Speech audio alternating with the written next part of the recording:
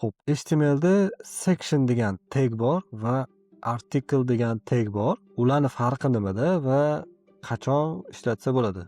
To'g'risini aytsam, article degan esimga chiqqan. Sal agar qo'shimcha qilsangiz aytib keta olaman, lekin section tagi bu asosiy main HTML tagini ichida bo'ladi. Main tagi bu nima?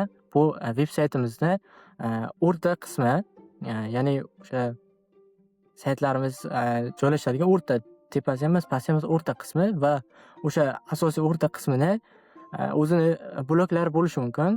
Ya'ni qaysi qismi bo'lishi mumkin. O'shalar sectionga o'rab ketiladi. Keling, bu savol sal boshqacharoq qilaman. Mana div bor, section bor, article bor. Nimaga uchalasini ishlanishi bir xil?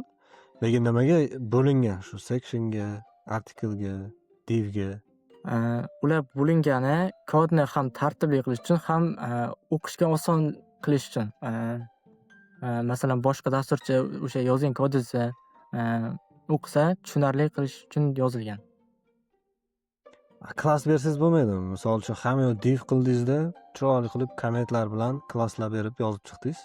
Yo'q, agar klasslar berish xato, chunki o'zi HTMLda semantik taglar bor o'zini kodni tartibli o'qish va o'sha SEOlar uchun qulay qilib yaratilgan, o'zini alohida semantik taglar yaratilgan. Klasslar noto'g'ri deb o'ylayman. To'g'ri.